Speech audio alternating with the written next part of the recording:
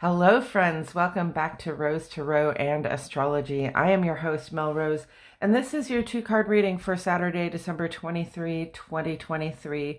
The sun is in Capricorn where it joins Pluto. Sun's at the very beginning of Capricorn and Pluto's at the very end. And when the sun crosses over into Aquarius next month, Pluto is going to go arm in arm with it into Aquarius. That is big news. That is big moves in the sky. So check out the Astrology Today video right next to this one on my channel. If you like this video, subscribe to my channel and then click for notifications. Then you'll know every time I post daily, fresh astrology and tarot content. And as always, my friends, I'm so glad you chose to join me today. Thank you for being here. All right, let's take a look at what these cards have to say, shall we? Okay, we have the Hermit. I think we had the Hermit the other day when we were using the other cards, perhaps. The Hermit is a person who retreats from society to engage in more of a depth of learning about subjects that allow him to return to the world with wisdom, with a light to shine for others. The Hermit comes with a six-pointed star in his lantern. That's the light he's shining in. The six-pointed star really represents sort of like heavens or, the ethereal realm, the stuff that the symbolic realm and the realm of things we can't see and don't necessarily understand. Those bigger, more complex forces at work in our lives. That's what the Hermit goes to study, and he does it so he can turn around and share it. But while he's studying, he's sort of in a remote place. There's a coldness about this card. He's at the top of a mountain or something, and he's got these robes on to keep him warm, but also to keep him sort of steadily in this place where he is, in reflection and in solitude and in learning. So what do we have here? The Judgment card. Now, these are both major arcana cards. These are big message cards. So here's the retreat for learning. If this came up in a reading for a specific person, I would ask them if they were thinking about going back to school. I would ask them if they felt like their studies were keeping them from, enjoying life, getting out into the world and doing the things that they'd like to be doing.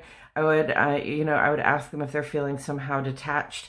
But definitely there's an educational vibe about this and a personal reflection vibe about this. And then speaking of personal reflection, we get the Judgment card. And in the Judgment card, you really see sort of a scene from the biblical rapture, right? An angel comes along and blows his horn, and the dead rise out of their coffins and greet a new day. So that is the theme of the Judgment card. But when it comes up, especially when I'm talking about self-reflection, when I'm talking about spending time by yourself, this becomes a card about thinking about how you talk to yourself, improving the relationship you have with yourself. Instead of ignoring your own needs, instead of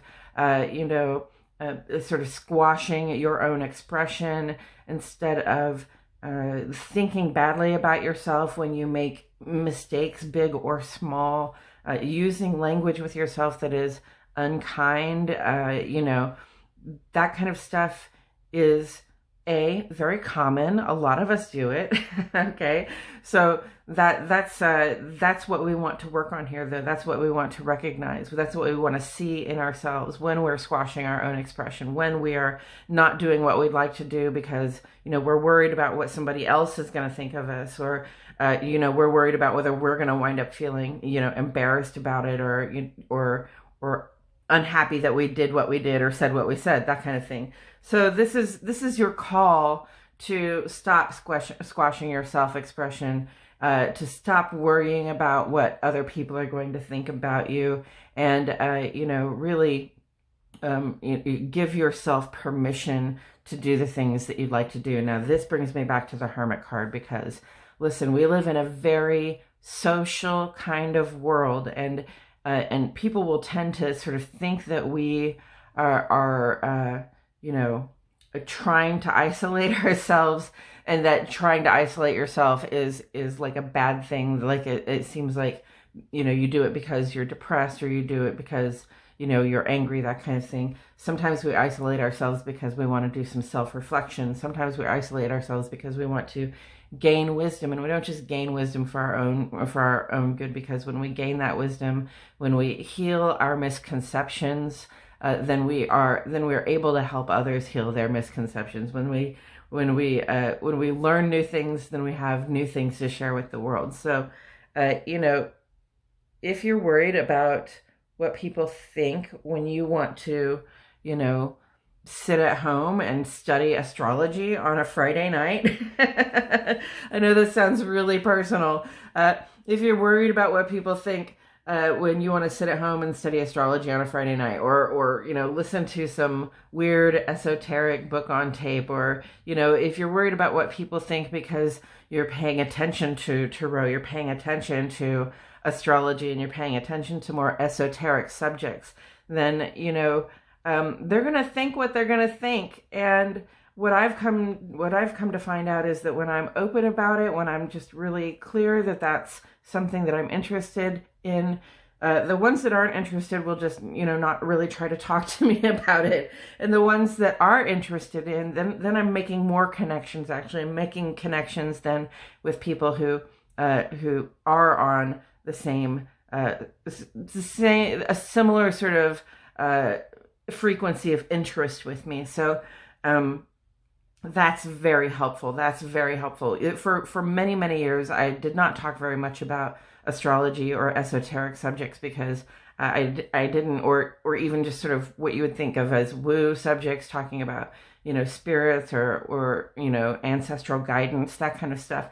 I didn't talk about it with people because I don't like being sort of judged as a spiritual kook or something like that. But the more I have talked about it, the more I have actually just made friends with people who see the things that I see, who feel the things that I feel, and who look at the world through a similar lens. So that's been very helpful to me. I hope that it can be helpful to you, just to know that, you know, when you share that you're interested in things like this, then, you know, you can make friends with people around you who are also interested in things like this.